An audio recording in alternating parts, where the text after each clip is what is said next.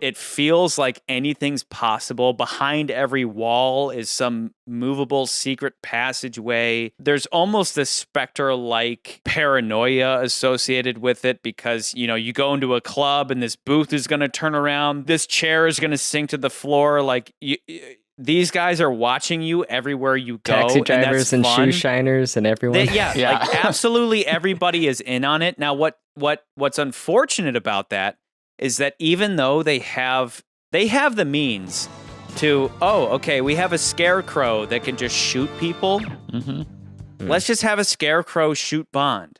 I have a gun in my room. You give me 5 seconds, I'll get it. I'll come back down here. Boom! I'll blow their brains out. Again, that's me being Scott Evil and being like the easy thing is to just shoot him. But at one point, Kananga himself, again, he's made powerless by just being like, they're here.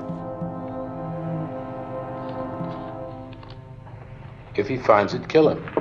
Well, if Bond finds the poppy field, just kill him. And then they have scarecrows all over the place with guns attached to them. And Bond finds the poppy field, and they don't just shoot him. And what it makes for is where in the past, like I've said a million times, you have bad guys who could at any time just kill Bond.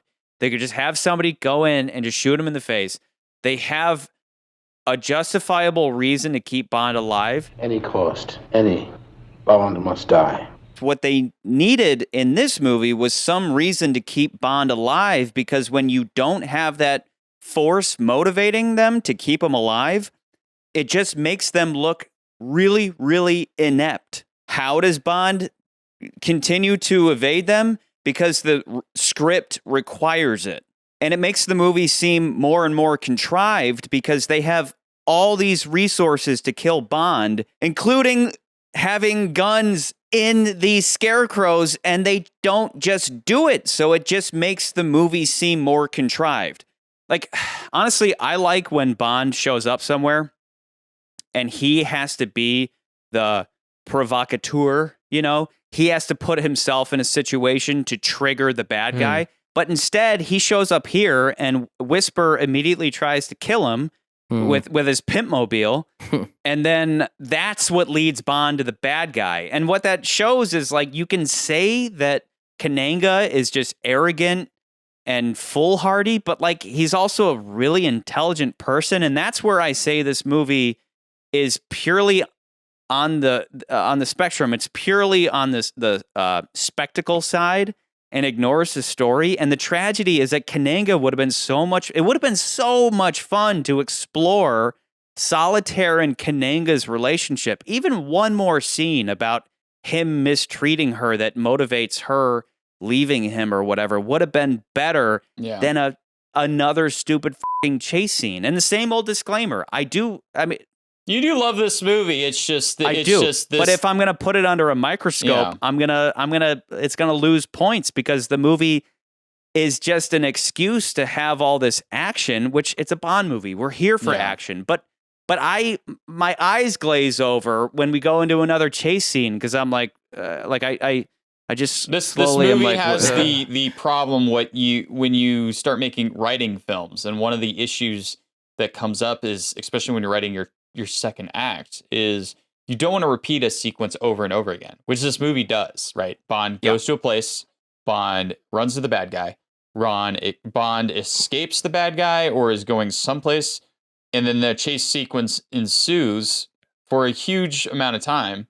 And then Bond escapes, and then we rinse, repeat. And it happens like 3 times in the movie, like you're saying. Yeah. But I just don't think that ruins the movie for me as far as it being worse than Diamonds, or being worse than Diamonds Are Forever. But tell me again, though, because I could have it either way.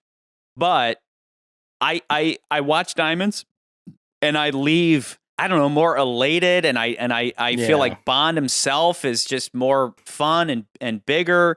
Mm-hmm. And I know that, again, I don't want to say, like, if I were to just say, oh, the movie just says F it, that's why it's number 1. Yeah. Diamonds, like I said last time, on principle, I can't put it above something like Thunderball. Thunderball is so cool. Yeah. It's such a cool movie. Yeah. I do think the action sequences are really good in this movie. The boat chase is phenomenal. if I were to throw some trivia in that boat chases, if you actually watch the boat chase, they have to lift the engines right when they hit the ramps. Because if they didn't do that, the engines would actually get ripped off. They would get ripped off. So every time you see those boat, when they're going on the land and stuff, and they're hitting back on the water, all those sequences, they have to like hit the engine. Because I guess there's a button you'd press or a switch you'd press to bring the engine up. On an outboard engine like that, you do just have a switch to make it go up and down. Yeah. But it's very slow. So they must have had had a guy specifically on a control that made it come up like that, like boom, which is very impressive.